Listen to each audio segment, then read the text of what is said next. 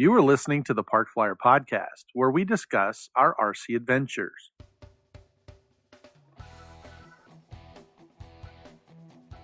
Welcome to the Parkflyer podcast, where we discuss the ups and downs of the new RC Flyer. Join your hosts, Michael and Jay, as they take flight at the park. Now on with the show. Hey everybody, welcome to the Parkflyer podcast. I'm Michael from Arizona, and with me always are my good friends, Jay from the hills of Texas. And AK Mike in Texas. And welcome to the Parkflyer podcast. This is the first one of 2021 because 2020 kind of caught us. Ended in a bang, or more of a whimper, or a boo. With the short hairs. Yeah. There you go. I'll tell you what, if I have to do it all over again, I would never want to relive 2020. Trust me. But before we get started, let's get right to our sponsors.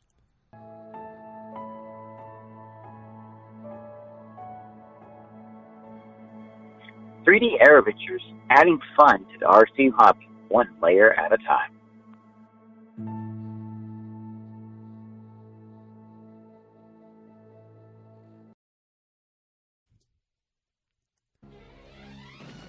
Feeling weak and powerless?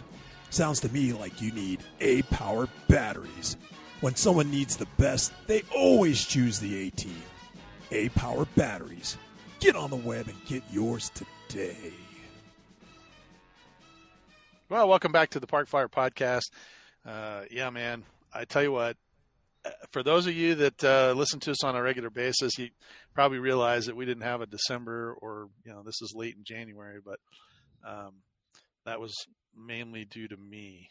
And if you're watching, you had to buy those. Guess why? Those bargain basement seals, those silicone seals for your bunker. I told you not to get those. I said get good seals, man. Pay the money. Get real rubber. Don't get that fake silicone Also use the stuff. KY jelly. Yeah. That's right. But or not. I mean, I can't No. remember if it dissolves it. I can't remember, but They had them on Something sale at TG&Y for $1. What can I say? TG&Y, wow. And therefore, it wasn't as hermetically sealed as you thought it was. And what Yes. happened? The COVIDs got in. They got me. Yep. Unfortunately. It did. Yeah. And once again, being an overachiever like you are, you just can't get COVID. Okay, I'm good. Nope. 2 days later, No. and I'm back running around, no sweat. No, you go, man. I need something that would probably lay everybody out. I need to go get the super special COVIDs. Yeah. Yeah. I'll go somewhere foreign and exotic and get something that hasn't been seen, or by some strange African monkey by way of Korea. Well, yeah. Right. Well, lucky it wasn't some African monkey, but it was.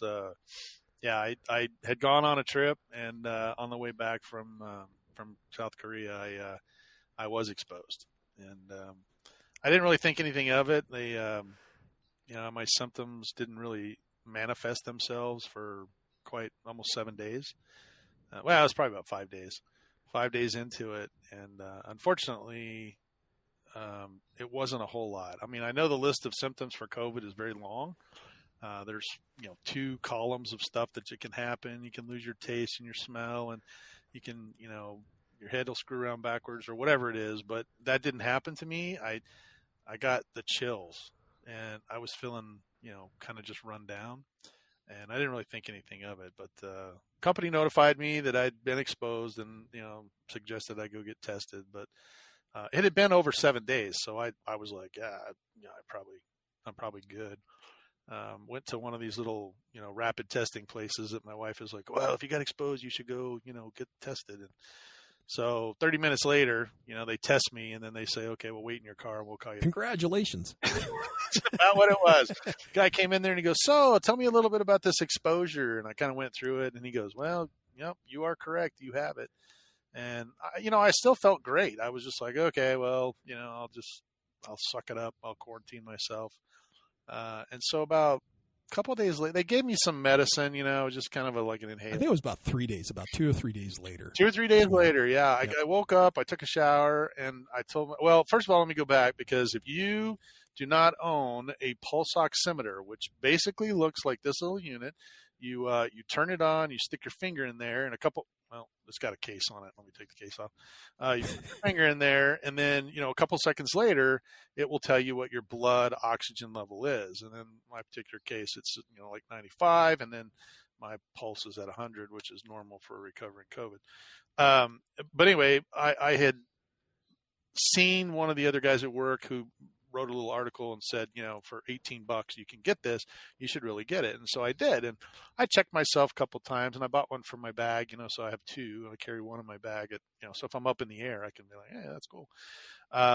Anyway, my wife, she was using it because she had been exposed like a week earlier, but had never shown any symptoms.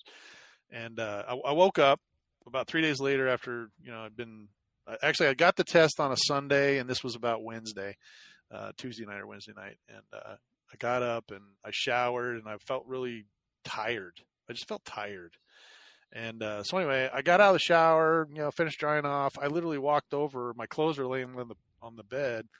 And rather than get dressed, I just fell face first into bed.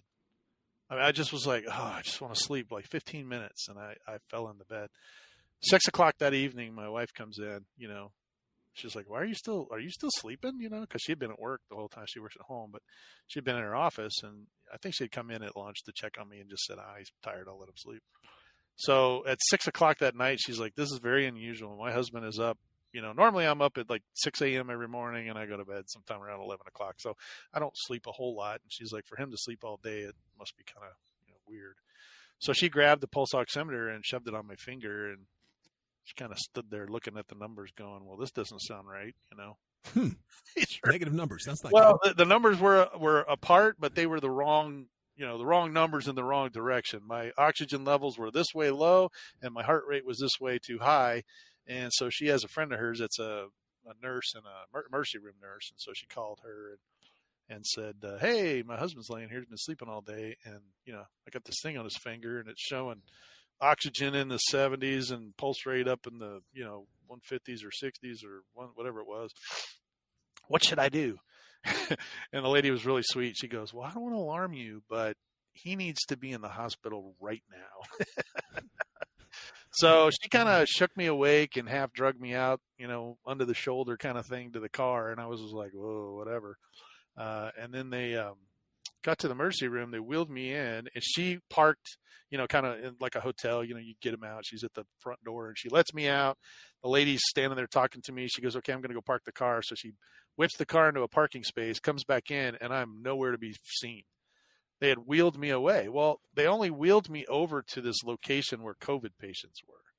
So I was still kind of like in the lobby. If my wife had seen, kind of that room over there, because it was a separate room, and she didn't know they wheeled me in that room. So I was still down there. So she goes, where did my husband go? They go, oh, we took him, he's already in. We checked him in. So he's gone. And never to be seen again. Yeah, pretty much. And so she's kind of like freaked out, because she's like, well, I didn't even get to say goodbye or nothing. And so she goes back out to the car. She's texting me, Of course, I'm like half asleep. So I'm like, oh, I'm here, And so about 2 hours in they did a chest x-ray and some other stuff. And about 2 hours in the emergency room, the guy comes by, and this lady comes in, and, lights, and she comes in. She goes, okay, buddy, here we go. We're going to go for a ride. And I'm like, oh, great. Another test or, CT scan or something like that.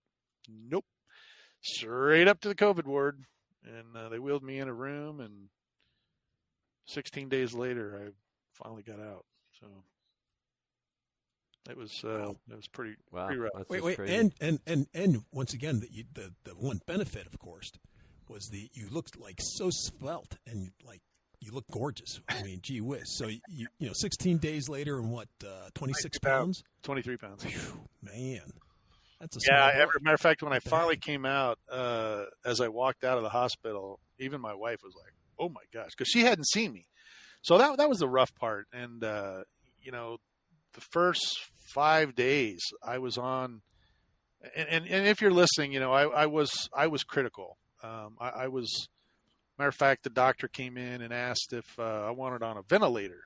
And I said, I don't want to go on a ventilator, because I've heard horror stories about that. And if all possible, I'm staying off the ventilator. So whatever I need to do, no ventilator. And he's like, no ventilator? And I said, no. So he called my wife.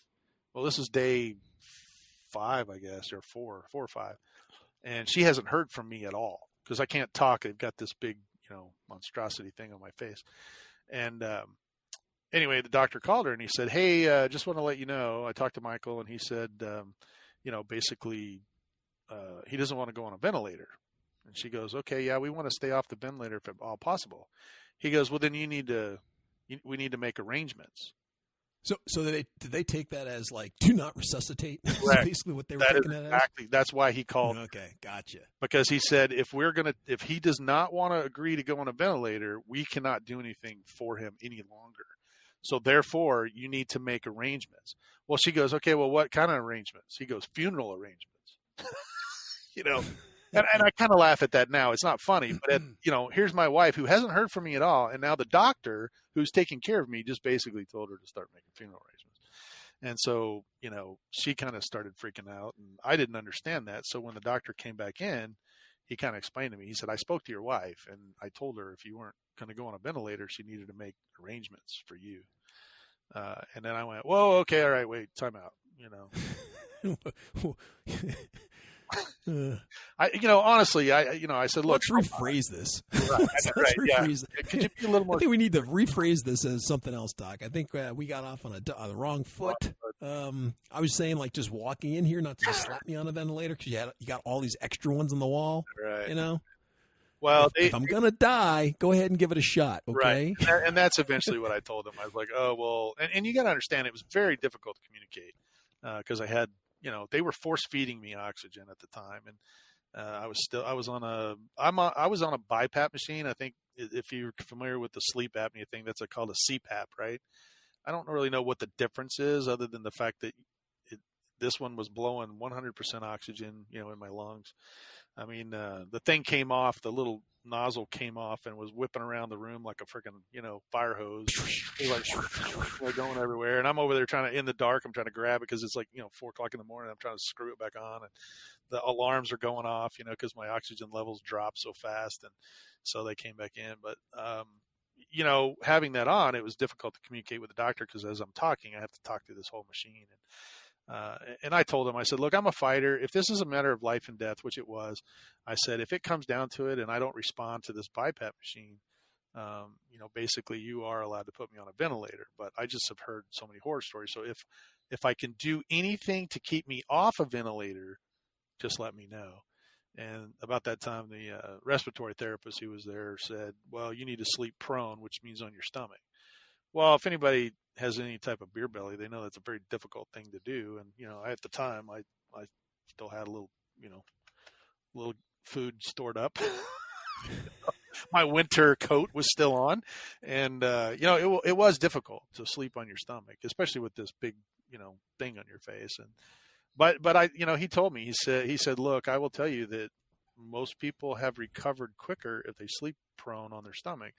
The guys that are not doing it and are fighting it, they wind up in ICU." And I was like, "Okay, that's all you had to tell me." And so for those 5 days, I was literally flat out on my stomach, sleeping flat. But that after a week, they put me on remdesivir and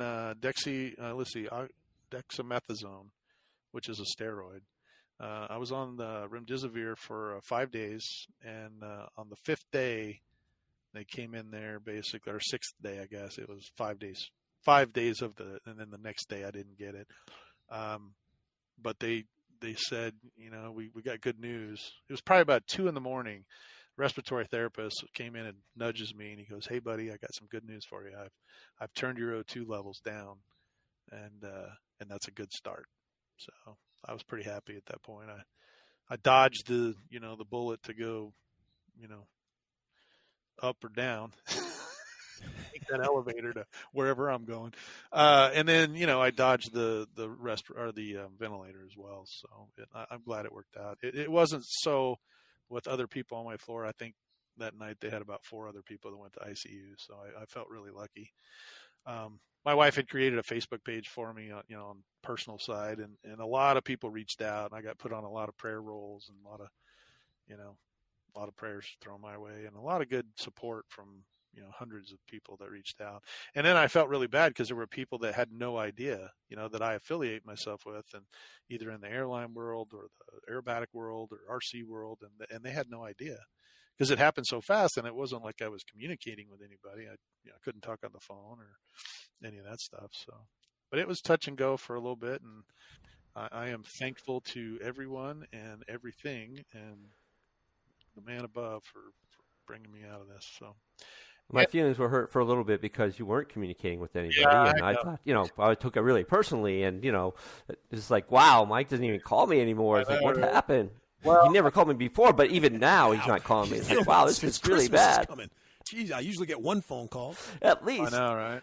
Well, I need to take this forum, and I know we've kind of chatted a little bit about it, and, if you have questions or whatever, feel free to email me, but I don't want to spend a lot of time on it. But I have to publicly thank Jay, because right after I went in, we were in the process of packing up the house and selling the home because we're building a new one. And Jay jumped on an airplane, came out, and, helped my wife pack up the house. He directed everything. And I never got to see him. And I think I only talked to you maybe once or twice right as I was getting towards the end of this thing. And then you were actually gone back at home by the time they released me. So, but I personally have to thank Jay. He did a tremendous job, and I know he didn't have to come out, but he did. He was pretty quick. I mean, I sure was going to do it because you weren't calling me. So, there's no way I'm going there. In fact, I called Mike up and say, hey, man, you want to come out there with me? He goes, I mean, I know that sounds petty and everything, but that's just the way I am. So I got to thank Jay for helping me pack everything. I got to thank Mike for not coming out here and kicking my butt, for not communicating. Yeah. There you go. Well, buddy, it's okay. I was happy to do it, and it all worked out. But I mean, it was like I said, this guy's got this personality. You just can't do things, nice and simple. He has to do it 100%. The hardest way you can do it. Yeah, always has to be a challenge. Yeah. And it was a challenge to pack up all your crap and get you moved out before the repossessors are coming. Well, I think what our listeners are asking in their own minds is, what are you going to do when it comes time to move into your new house? I know, right? For some kind of thing, you can't do COVID again. No, that's already blown. I got to come up with something, What do you? I guess you could do emphysema because you got the nose thing already, so you're good there. So if you're watching on YouTube, you'll see that I'm wearing an oxygen cannula. I'm still on O2. If you're listening, you won't see it, but I am wearing. I am on a small dose of oxygen when I'm in the house. I have to wear it. I do have to say, Mike, out of all my friends, this was the biggest thing that somebody's done to get out of some work. I know, everybody mentioned to pack up his house. I mean, I've heard of all sorts of excuses, and I got to fly here. This is going on. My mom died, but this one, well, I'm in the hospital. My wife can you come out, pack up my house. My wife. He knew the dog ate the homework wasn't going to work, right? I mean, that was pretty obvious that wasn't going to work. No, actually, my wife told me tonight. She said, when we move into the new house, you better not be on a trip, or we are getting divorced. Yeah, and I'm also sure that she doesn't want me to come out there and help. Again. I mean, you gotta give her credit, though. I mean, she was under an incredible. Oh yeah, no, without a doubt, she dude. really I mean, was. come on, and everything that's going on. Like I said.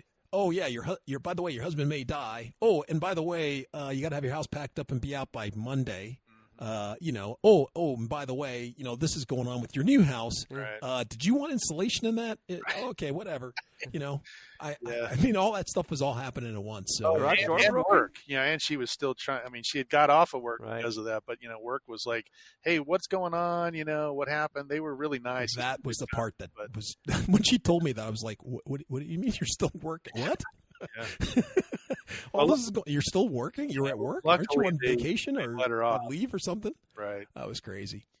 That was kind of But, hey, I know what I wanted to tell you. So remember you before you got sick and you'd come home from Korea and you told me, you got sick. I like how he does the quotes. Remember before you got sick. Yeah. So you remember how you said that you'd gotten a massage? Yes. When you were in Korea, right? I did. Well, okay. I got a massage when I was in South America. in Santa Paula. South America. It was South America, but that's right, South America. And you said that, man, that was the lady really, I was really, really sore and it hurt. Yes. Remember how you said that it hurt a lot? Yep. Okay, I was watching the Hodgkin twins. Yeah. Two guys. Yeah. So I was watching those guys, and they were talking about they both got COVID, right? Oh. Okay. And one of the things they talked about was the lack of getting a fever, type of thing, flu type symptoms. And that it was really, really painful, that their muscles really ached. And they thought it was because they had worked out previous, like whatever. And they were like, what was the workout that we did? Because, man, my back was, my lower back or my muscles, wherever, were really aching. And then they were like, yeah, we really didn't work out that day. Or, whenever they thought they thought about it. Right. And that's one of the things they mentioned, that their muscles were aching prior to them getting symptoms. And I was thinking, hey, that, you'd complained about it, that was the first time that somebody had hurt you giving you a massage like that. And I thought that was kind of a funny thing. Now that you mention it, that makes a lot of sense. And actually going back on this thing, the Santa Paula trip was, I want to say around 12 and a half hours or maybe 13 hours or something. It's not quite as far as Korea, but it's close. And I actually got, assigned the trip. So I kind of ran out there, but on the way down, we do a break. So we have like a little, apartment like looking area. It's more like an RV, bed, but, I crawled up there and there's a temperature sensor up there. And most of the time the guys keep it really cold because you sleep better when it's cold, and everybody wants to go to sleep up there. And so it was like 64 degrees or something in this little cubby hole, and I was like, oh my gosh, you could hang meat in this place, which normally I sleep with it at the same, I crawl up there with that temperature all the time. So I was telling my wife when I got out of the hospital, they were talking to the doctor as well. She's like, well, we need to go back and try to find out when you're showing symptoms. I had the chills, because it was cold. But I attributed that not to COVID. Oh, I didn't know I had been exposed yet. I attributed it to the fact that these guys had turned this temperature down, and I'm like, oh my gosh, this airplane is freezing. But then I never could get warm, right? And so I turned up the temperature to like 72 degrees, which now you're in an oven because the space is so small that 72 degrees in this little bunker space. It's like you could like cook, you could cook your dinner in there. And I finally, got rid of the chills, but I felt bad because when the next guys came in there, I was just like, oh, sorry, I turned that oven up. They're like, oh my gosh, there's like heat wave coming out of here. So I didn't think about it until after, then I had the massage when I was down there. When I came back, I was just like, it dawned on me that I had symptoms when they, finally came out. They had called me actually and said, oh yeah, you got exposed coming back from Korea, which would have been less than 7 days. So it would have been, about 5 days when I started showing symptoms. But I only got the chills and the body aches, and then the fact that I was really tired. But that had more to do when I got back because of the way COVID was affecting your lungs. But once again, the pulse oximeter I think is $18 on Amazon. I think if you don't have one, you should get one, because my dad told me that there were 2 incidences in he had 2 friends, and both of them were our age and, had the same symptoms kind of thing. Very, very mild, got tired, went to bed, never woke up the next morning. So hypoxia is real weird.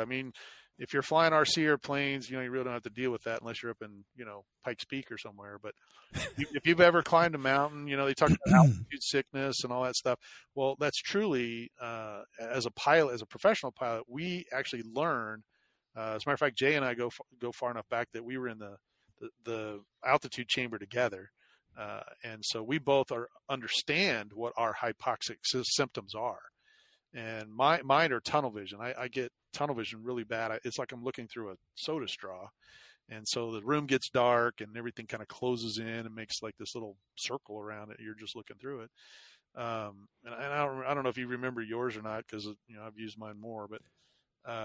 Once your body kind of manifests that, it's with you for the rest of your life. It doesn't really change.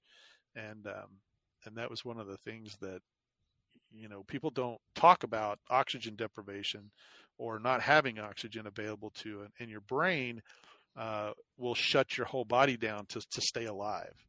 And so your extremities and all that stuff. Matter of fact, that was one of the things in the hospital. They kept coming in and touching my ankles to see if it would react, if I would actually, because if you grabbed your skin and, let go of it, kind of like one of those things, it'll turn white and then, go back to the color. And they would come in and test my ankle, that way down at my ankles, to see if I was getting oxygen to my extremities. And, but that's what'll happen. If you become hypoxic, your brain steals all the oxygen and the rest of your faculties will just basically stop working. And when I was laying there in bed, doctor was kind of like, yeah, it could have been 10 minutes. It could have been 10 hours. You were a happy hypoxic. You weren't any hypoxic. Yeah, well, I mean, I was, because I told no, I know. I didn't feel bad, right? I mean, I was like, I'm not coughing or runny nose, or I didn't have a fever or any of that stuff. I mean, I was cold, but hot shower took care of that, and get under the covers. But it's one of those things. Had I not had the pulse oximeter, my wife probably would have just said, he's tired, I'll just let him sleep, because I very rarely get sick. And if I do, I usually just sleep through it, and then I take some NyQuil, and she probably thought that's what I did, is just took some NyQuil and went to bed. But it could have been one of those where she laid down next to me at 9:30 or 6:30 at night, and then I just didn't wake up the next morning, because your heart rate keeps elevating because it's trying to pump oxygen, and eventually it gets high enough that it just says, okay, well, enough is enough, and you basically go into cardiac arrest. But it's not like a double bypass type thing where it's being blocked. It's just not getting any oxygen from your lungs. Right.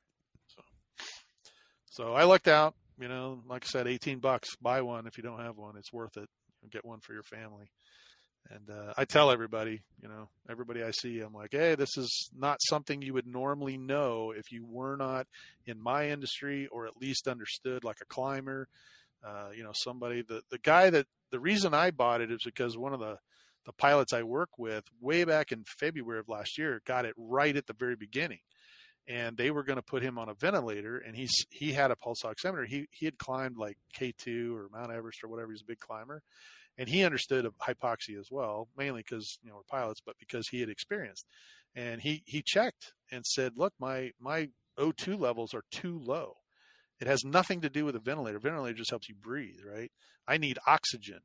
And he fought with the doctor. As a matter of fact, his wife sent him she had to mail it to him, but she sent him the little pulse oximeter so he would, show the doctor, and he would have it on. And finally they listened to him, and he actually recovered too. It was a long recovery though, because they fought about it for a couple of days. Wow. The longer you wait, the more damage can be done to your lungs, because your lungs will start, just closing down. They look, those little grapey looking things that you see on the internet, they'll look like raisins. Then they don't work, and getting that back is a long road. Well, once again, unfortunately, you went out with a bang. I mean, well, you didn't go out with a bang, but you went out with a whimper. But with a whimper. But timing's everything, because now there's a vaccine, several vaccines. Yeah, several. You missed it by so much, but I did, honestly. Luckily, I can get the vaccine, but I have to wait 3 months, because it's more of a booster for me, since I already had it. I got yeah. I'm not. We're not worried about you now, bud. No, I know. Hey. Well, I mean, I'm not out of the woods yet. I'm still in OT, but hopefully, only another week or two. So I am actually doing physical activities and trying to build up, and I have to do these deep breathing exercises, and I have to use I keep calling it a spectrometer, but it's a spiral. I don't know what it's called. You've gone flying, right? You've done RC flying, right? I did. I actually I lucked out this last Tuesday. Finally, I was able to sneak out of the house and got over to the park and showed up. And the guys were like, hey, it's good to see you. Now stand over there. Yeah. Well, that was funny, because everybody was wearing a mask. They're standing 6 feet apart. And I walk up, and I literally, just for fun, I stuck my hand out, and the guy looked at me, and I go, I can't give it and I can't receive it, so here you go. And he just shook his head. I was like, I'm just kidding. But they were all interested. 2 of them didn't even know I was in the hospital, and or maybe more. There was a couple of them, but they heard the story. They were just like, "Oh my gosh, we had no idea." And I told them, all these guys standing there, and they're like, "Well, it's good to see you." And I said, actually, honestly, I am much happier to see you than you are to see me. I mean, just, it was that close, I mean, I look back now, and it's been, since I think I was tested on December 4th, 2021, and I got out of the hospital Christmas Eve. So I've been out, a couple of weeks, and I'm still, working with the COVID doctor to kind of get stronger and better. But they did have a good time. We talked about it. I think every one of them went out and bought the pulse oximeter off of Amazon before I even got home. And I'm sending them a link, and they're like, "Too late, already bought it." Because they're all a little older than I am, but they're all worried. And then when I was there, Charlie basically said, "Have you flown?" And I said, "No."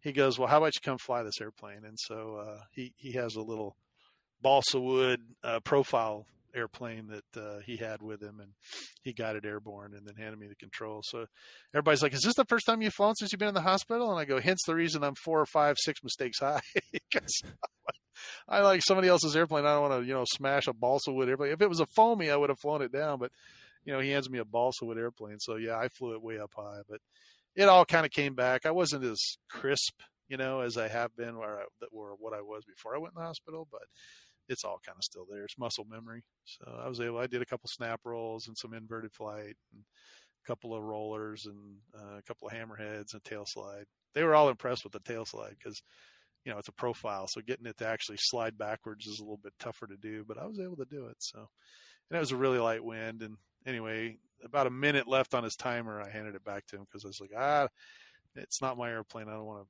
put it in the sprinkler head and have to buy a profile. So, but the good news and bad news is, I had to get a storage unit because we moved out of our house, and luckily I kind of organized all that stuff. So most of my airplanes are either in the trailer or in the storage unit.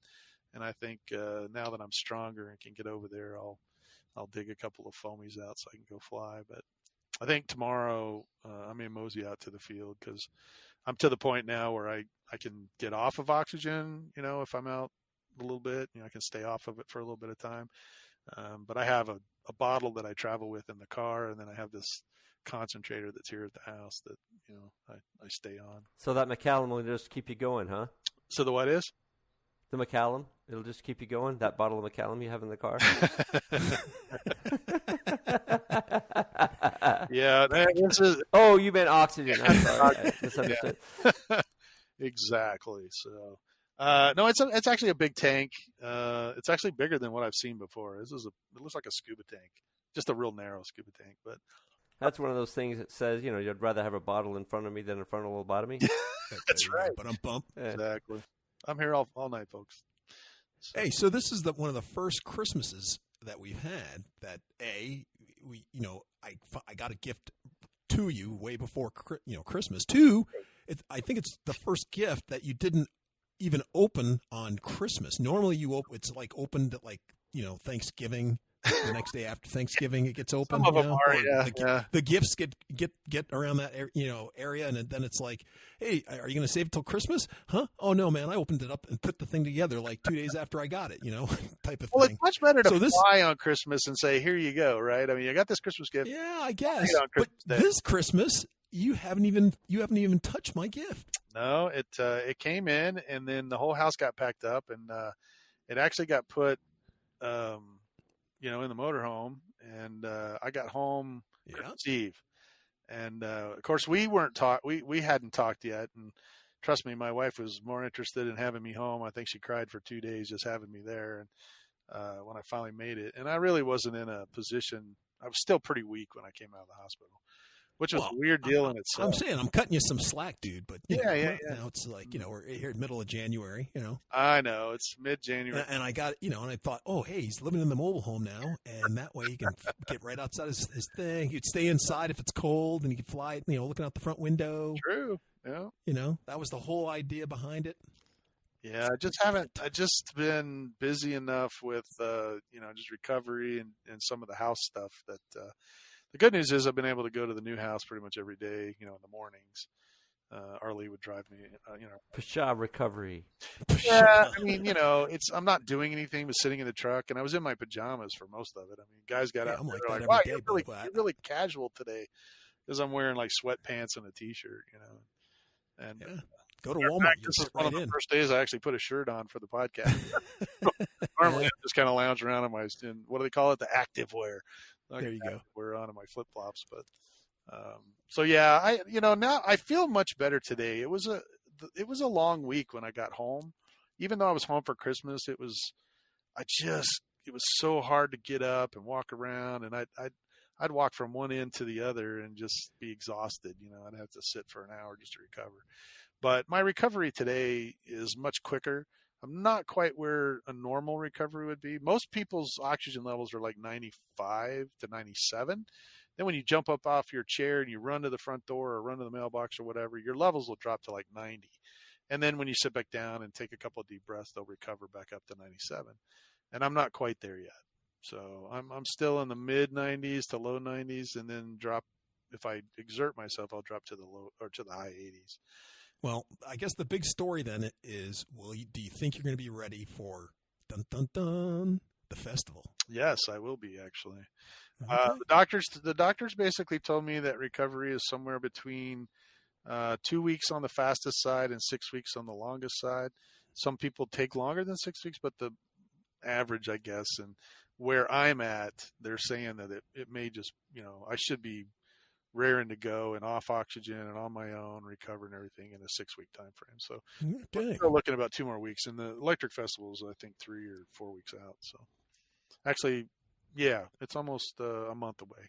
So as of today, the day we're doing the podcast, but yeah, I'm excited about that. I will be ready, and I will attend regardless of whether I'm flying or not. It's a different story, but I do expect to be there, and I told Shannon, I don't even know if Shannon knew I was in the hospital, but he had emailed me and I didn't respond, but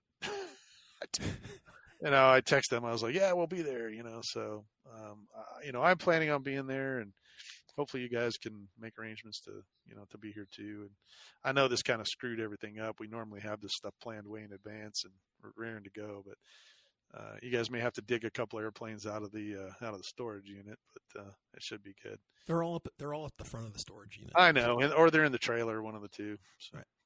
Have a trailer, but yeah, it's I'm getting more excited about it, and I know that usually when we attend, we spend a lot more time doing podcasts and stuff than we actually do flying. But I'm pretty excited about it. Whether I get to fly or not, it's a different story. But either way, I'm happy to see everybody. Trust me, I'll be super excited to be there. But I'm looking forward to it. So it's going to be good to see everybody. And although it'll be a little different, they're still doing the kind of COVID. Everybody's going to be wearing a mask and trying to stay 6 feet apart, that kind of thing. So I think we're handing out Parkflyer podcast poles. 6 foot poles for everybody with our logo on it, so they can poke each other. Yeah, that's exactly right. Well, I was thinking about the other day that unfortunately we've been doing this YouTube channel. I don't know how we're going to do a video link or whatever. I mean, we'll have to figure that out. I do have some GoPro cameras. Jay, I think I'm gonna want to make you a hula hoop, 6 foot hula hoop that you have to wear. Just like no, you won't be swinging it. It'll be just with stiff rods, 6 feet out, so that people don't touch you. Like a little hoop skirt. Yeah, hoop skirt. Exactly. Closer than this. No, Jay didn't get fat. That is his COVID hoop. COVID hoop. He's got to wear. There you go. That's funny. That is pretty interesting. Well, Mike, I got to tell you though, we felt so bad about everything that happened to you. Yeah. And I was so devastated, after I left your place and came back, that Mike came down and he consoled me. What? And that's yes, awesome. And in order to get over my grief, because I could barely speak about the whole thought of you being on. He was on a blubbering mass. Was he? Yes, blubbering. I'm a sure blubbering mass. That or was that blubbery? I can't remember. Something like that. He was a blubbery mass. That's a good. That the way that for me to grieve was to have Mike come down and for us to have fun for a whole week or two. Well, and I heard it was a fun time. So. Hell yeah. Hey, Mike's finally off his deathbed. Let's get together. Yeah. Well, it was that worked out pretty good. I really wanted to fly down because it sounded like a fun time, and at that point I was able to phone and text, and every time I tried to get in touch with you guys, you're out at the field. So one of the first things that happened when I came down was he said, "All right, where's your helicopter?" I was like, "Well, it's broken." He goes, "Well, for your birthday, I thought I got right? you for your birthday." Yeah. He's like, "But how many times have you flown it? Twice? Well, you broke it already?" I don't feel so it's bad like, now. yeah, I broke it. It doesn't work. The tail boom's broken. He goes, "The boom's broken. Let me see it." So I had brought it with me, and we took it out, and he's like, "The boom's not broken." I said, "Well, that thingy at the back, it's broken. It won't land. You're going to crash every time you land or get near the ground." So wait. The boom is the long tube that right. It wasn't exactly. It was the little plastic piece that sits vertically. It's a little plastic piece in the back that when you land hard, stabilizer it makes, exactly. Right. It keeps the tail rotor off the ground. Oh yeah. And so we were like, well, what's a guy to do? I mean, you got a broken plastic part, you got 3D printers. Yeah, I would have said. What's a guy to do? 3D and so I think we probably spent more time than I thought putting together, like 10 or 15 minutes, putting together a design for this thing. Stabilizer? I mean, truly, it just took Jay no time at all. He's like, well, how big is that? It's like, I don't know. And he put the measuring tool on it. And he knocked out something really quick. Yeah. But once again, I didn't exactly do it. You did. Well, that's true. You were measuring and giving me numbers, and then we kind of both did it together. But really, it went super fast. Yeah, sure. Faster than I ever met. And then what the fun part for me was, like, I would speculate about sizes and stuff. That's 5. That's a 2. He's like, you don't know that. It's like, yeah, it is. And then he would go and measure, and he goes, all right, it's a 2. That's funny. Give it a 2.1. We want to make it a little bigger. It's like, okay, fine. And so we knocked that thing out probably in about an hour, really. Wow. Yeah, it was an hour and a half. Yeah. And made it, damn if it didn't fit exactly on there. I mean, of course it would, because you measured everything. But it was just surprising to me to be able to just sort of knock that thing out in such a way. And, of course, we had a ton of fun with that helicopter after that, flying around, because it flies for a good 10 minutes on a battery. Yeah, sure. And, it was just a ton of fun just flying that thing around. So it's a pretty good helicopter. But, it was stuff like that. And I think, Jay, is that when we made the shelf brackets too? Did we do the shelf? No, that's when you came down for Thanksgiving. Yeah. But brackets. still, we've done a couple of these little projects. They're just stupid projects. I mean, in this case of the helicopter was good, but I had some plastic shelf brackets I needed for my California closet shelves that broke. Sure. And Jay's like, well, let's measure it out, and we just knocked something out. I mean, like it was nothing. We did some battery connectors and a couple that's right. Yeah, you random. Yeah, I mean, you needed. They weren't battery connectors. They were. Oh, it was for your. It was for your PIC motor. Yeah. They're XT60 was battery it connectors. Was it not holders, caps, but was it caps? Like latches? No. It's like if you put the two connectors together, it held them that way. Oh, gotcha. Right, it was like a latch. And it was when I was flying, it would come loose. Yeah, it was a safety latch. Yeah, so that the battery wouldn't come loose. And actually, once it was started, I really didn't need the battery anyway, but it was a pain in the ass because if I wanted to restart the motor and I still had it on my back, I had to get somebody to plug them back in or whatever. Oh, that's on your paramotor, you said. Yeah, my paramotor. Gotcha. And so we've done a couple things. And so the only reason why I said all that is because, well, this is what you can see if you're on YouTube. You get to see what I got for my Christmas. Look at that. This was some tools to help with, the cleaning up of stuff, and then the random tool case, with the scraper and some other stuff in it, and then a whole roll of red, because Jay just couldn't see me making pink stuff anymore. It put him beside himself. Coming from a man who makes everything in lime fluorescent green, he couldn't see fabulous. I like fabulous colors. I have a pink camera holder that I made, and all the guys are like, "Dude, is that pink?" It's like, yeah, but you're not going to lose that thing. That's I was like, I told Jay that. I said, Jay, no one's going to ever steal that. And steal it. That's really nice. Like, that's really nice. They'll see it laying around. They'll be like, "That's Mike's. I'm not touching it." That's Mike's. But Without a doubt. I'm only saying all that stuff because, as much as I know, and we've been doing this for a while now, that having a 3D printer is, kind of really hobbyish, I guess. It's become more of a functional element in at least Jay and my RC, and then some of my personal stuff, just the things that we're making. So, right. I don't know if I would recommend the printer I have because I think it's too small, but the one that Doug bought, what was that, the Creality? Yeah, the Ender 3 the Creality one's version pretty 2. Reasonable. I think it's a 110 by 110 or one. It's 235 by 235. Thank you. Millimeters. Yeah, mine's the 110 by 110, yes. which is too small, and so I think that's a reasonable size for the kinds of things that we would do. I've made a battery holder. I've made some adapters for rods so the foam doesn't bend anymore. Because I got rods that go through my plane, and that basically the foam just gets reamed out after a while. Sure. And so I put replacement thing. So just little kind of things, and didn't we also make parts for your plane, the nose? I made something. Yeah. For your Radjet. Yeah, I did that for the Radjet, but I also did it for one of your planes that was down here. And mine? Yeah. What plane was it? No, not for the nose. Not for the nose. It was. Was it? No, it was the Panther. The Panther jet. Oh yeah, you told me you made something. It was like a skid or something, right? Yeah. Well, we put that. We made a skid. We put that on, and then it was also the nose of it wasn't reinforced, and so when you put the lid in, it would pop out because the lid. Oh, right. You put the lid holder, right. Make a better lid holder. That's right. You did. Yeah. Yep. So I knew the foam on the lid itself. Yeah, had just gotten wallowed out. Got ripped off because I keep nosing it into the ground. Sure. What happens? The battery tries to come through. This is the things that happen.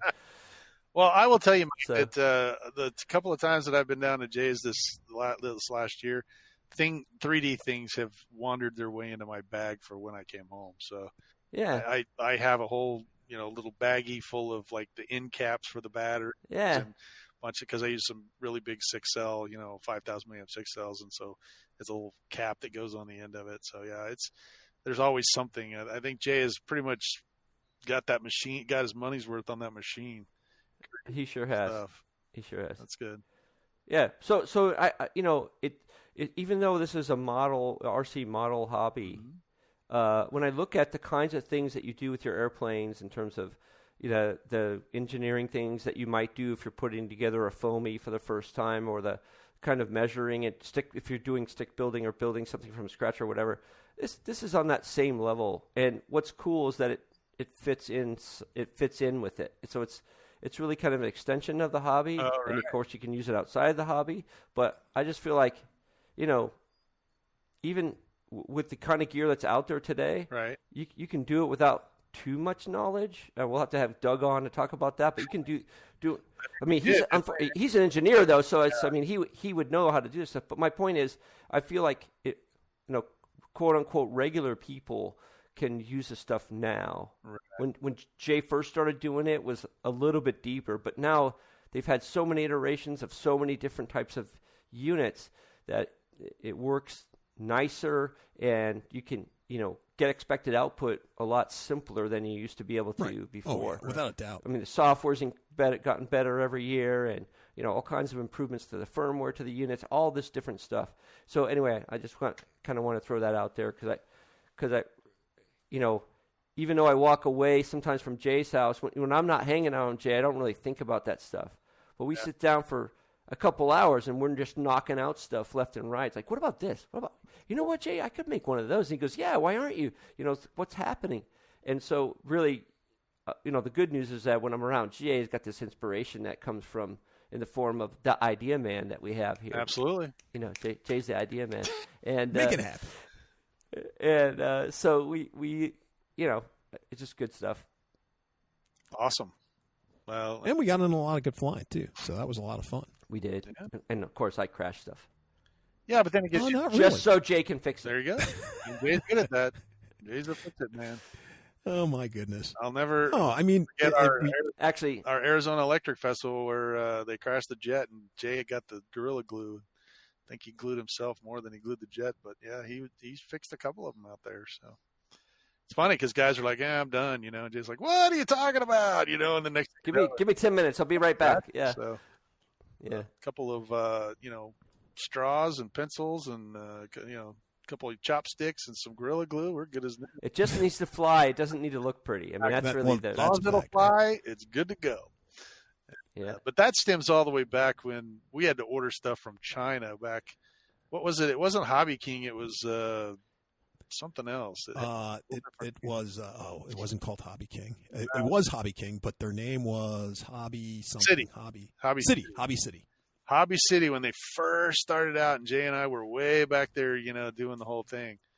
We would order parts from China, and it would take 6 or 8 weeks to get here. So if you wanted to fly, you better, be able to fix your plane and continue flying because your part wasn't going to get here for weeks. So, we're building foam airplanes, and people are like, I think that's one of the best things about foam building. Yeah, really is, the wing broke. Yeah, so what? Yep. No big deal. Just cut another one. We learned. Cut another one. Yeah. See? And then, glue, hot glue. Ding. Okay. Well, I learned early not to use hot glue. My whole airplane. Well, I mean, this is Alaska, right? So it's all good. Go. So here's my Jay latest. is showing his Radjet with the replaced nose cone, which looks really good. I like. Mike and I were flying this thing out when he was here, and I didn't crash it. You crashed it? I did not crash it. No, it was me. I'm the guy who crashes planes, but I didn't crash it. Oh, good. Yeah, this time he didn't crash it. So, basically, I was doing a landing, and kind of a rough landing. It was one of those. Actually, it was a good landing, but it skipped and just caught the nose and crack. Yeah, and admittedly, the nose had been dinked a few times before. A few times. So, so this time I decided to fix it right. So I just kind of cut it. Yep. I cut the nose off. That looks good. With my little saw. Then I glued 2 sections of the pink foam together. Yeah, it's called a foamular is what that's called. Yeah, and then I just kind of drew out a basic shape on it with a Sharpie, and then just started whittling and sanding, and finally got it to this shape. Now, the only thing what I did end up doing to kind of finish this off was I got my 3D printer because I was like, yeah, you know what, this foam's going to get jacked up, and maybe I should put something on it to kind of protect it. Sure. And so I printed out a little nose cone for it that slips over it, and I haven't gotten around to gluing it on, but it all turned out pretty nice. He's not showing it to you now because the dog is currently eating it. Probably she is. So, quick question: do you think the plastic and that extra foam is going to change the CG on it or make it fly different? No, not at all. I mean, because the foam doesn't. Well, it may change the CG on it, but in his case, the further forward he has CG in this particular plane, the better off it is because you can, if I remember right, the struggle we had was moving the battery forward enough. Oh, and it's a pusher too, so the nose wants to kind of come up on it as well. Yeah, so it's not a problem. So we found that'll be in this case it'll probably be okay. Yeah. I mean it's only about 10 grams maybe max what he just added. Right. Well, I know you sent me a picture of that nose cone, and I was trying to figure out what it was initially, and I'm like, what? Oh, and then it made sense. But that's really kind of cool. That little, it's like a little cap, It just it's thin. It doesn't weigh that much because it only has like a wall or two on it. Right. And it's just to protect the foam, and go over and protect the foam so the foam doesn't get all dinged up. It'll probably crack first time you hit it, but it doesn't matter. It doesn't matter because you'll just print another one. I mean, that's the point of it. If it doesn't bend the foam, then he's better off, right? Yeah. Exactly my point, right? You're just going to take the hit and then you just crack it, make a new one. Back in business, whatever. So I've been pretty happy, but like I said, break the bank. I know it costs like 2 cents to print that out, so it does, yeah, something like that. Yeah, that's the bad part because once again, the part that I'm not telling you is it took me 2-3 iterations to kind of get it right. So it cost you a nickel. Shame on you. I was digging around on the couch. 5 of these out. Luckily, I found a dime in the couch, and I made. That's it. I dug it out of the car seat and was able to. Woohoo! We're printing tonight, fellas. That's right. What are we printing tonight? We're rich. we can mess up a whole bunch of times. I'm going to print out 100 things with 2 Well, that's it's funny you guys were mentioning that because just yesterday I was trying to find the end of the internet, and of course, went down one of those holes, and you know how that is. And it, for some reason, I guess Jay and I were talking about something. He was telling me a story about a 3D printer, but for some reason, on whatever page I was on, it decided Google and or whoever's listening decided to put some 3D stuff on it. So I was looking at all these little 3D things, and what came up? The largest 3D printer in the world was just used by the University of Maine to build an actual boat.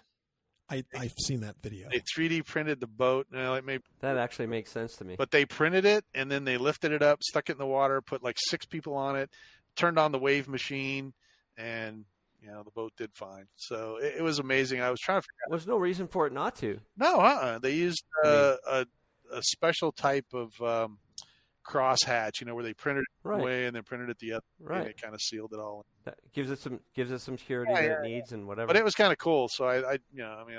It just reminded me that things are. I think we mentioned before, but Jay and I were looking at. He had showed me this printer. I was looking at some of the most expensive 3D printers in the world, and I found one that was like well into the millions. And I was like, what do you do with a 3D printer that's well into the millions? And I know for a fact I've mentioned it on another podcast, but they printed out turbochargers. Exactly. Out of metal. I mean, that's awesome. To be able to do that, and then nowadays be able to do what you guys do with the 3D printers is just amazing. Well, the big thing here in Austin, the fact that Jay and I could do it. Oh yeah, especially right. Right. I mean, that's really the big deal. Is that we're just two knuckleheads going at it. Exactly. Well, one of the cool things here in Austin, there's a new company that just opened up, and they're making homes with a 3D printer. They'll print you a home in 24 hours. That's with the concrete, though, right? Yeah, it's with concrete. It's plastic blocks instead of concrete. Right. So basically, they're charging you for a Lego home. No. It's with concrete, Mike. No, so they use the plastic box for the former, Jay, right? And then they squirt it in there and they pull the plastic off and they do it again. There's a couple of different ways they do it. The one place here, it's kind of like I don't know if you've ever seen a 3D printer where they use it to like put icing on cakes. Mm-mm. Yeah, they're using so it just kind of comes out it oozes out. Oh, like kind of like a tube of toothpaste, and it comes oozing out, and they just kind of continually they make this organic shape of a house, and it kind of looks like an igloo by the time they get done with it. Oh, no kidding. Yeah, so it kind of looks like one of those hippy dippy homes, Hippity dippity. Well, I think you should. We're building some homes, so I need some stuff for the new house. So print out a couple of Lego blocks, and then let me put them together and see how that works. We'll build a little house behind. I don't know about that, but. I think it'd be cool. Imagine if they printed a boat out with it. Imagine printing a big, cinder block size Lego, and then just. Once again, I think they, the nature of this stuff, like I said, the 3D metal printing and using lasers and sintering, using what they don't call it sintering, they call it something. They blast. It's using powder, and they fire the laser into the powder, and they're able to fuse the metal together. Then they put it in the oven. They bake it, and that stuff. It's like powder coating. Yeah, that's what. Kind of like powder coating, but they're able powder coating, but but it's in reverse where they're basically putting the powder together to make the shape and fusing it together. But it's pretty cool. I mean, just like you said, they're able to build these really high precision, really organic shapes that using traditional methods of getting pipes and welding them together, is a bit of a hassle, and now they can make the organic shapes. They might still have to weld it together, but they can design it so that the welding is a lot easier, and they can put the thing together a lot quicker. Yeah, early in my career in computers and stuff, I worked for Tektronix, and they had a big 3D printer. Wasn't the extrusion type? It was the liquid type where they use a laser to harden it, and it was cool as hell to see this thing just rise out of the liquid and become the shell of a printer. I mean, it was friggin' incredible. Yeah, that's amazing. And the guy's like, I was like, did you just make that? He goes, yeah, a couple hours. I was like, damn. He goes, yeah, I got to make this change right here, though. They don't like the way this thing looks. I got to change it. It's like, okay. So he's got to do it. But he makes his change, and a couple hours later, they get to see it. So now we're not talking about weeks and years or whatever of development and molding and all that other crap. Well, think about cars, how they used to design cars. They'd get a big block of clay, and the guy'd come out there, Yeah. They get out their little calipers and they'd be like making the hood or making whatever. Right. They don't do that. I mean, I guess they still They do. do some of that, but yeah. But I mean, it's crazy. all CAD. That's great. It's crazy. Well, Hey, I'll tell you What world we live in, man. changing, and hopefully this 2021 will be, filled with us flying and having a good time and building new parts and new planes. And I mean, well, we got a bunch of new planes on the horizon for projects, and I got a few things there, that we still haven't finished. That's true. From the 3D printed plane there. I'm going to make a 3D printed COVID cage. COVID cage? Yeah. Okay. It's basically a box with an empty hole in the middle. It's, boxed in. All right, COVID, get in there. Get in there. That's right. Well, I am happy to be here. Glad to be alive. That's Glad to have you, Mike. I miss you guys, and it was a touch and go there, but I'm glad that I'm still here, and I'm looking forward to seeing you guys at the Electric Festival and having a good time. So You're going to share the oxygen, right? hopefully I'll be off, but if it's still around, I'll share it. Yeah, you can all. Okay. I'll bring the blueberry flavoring. Because I like Yeah, I blueberry can't remember if we were oxygen. talking on the podcast about that, but yeah, you can just put it in the tube, and then we can all be like smelling blueberries all day. That's it. Well, the oxygen bars in New York is a big thing. That's true. And they pay, Is that right? They I pay a didn't lot of realize money it. for it, for 5 or 10 minutes of sniffing Yeah, scented it's oxygen. expensive. It's like I never thought about or that. something for 15 minutes or something. It's like $1 a minute. Yeah.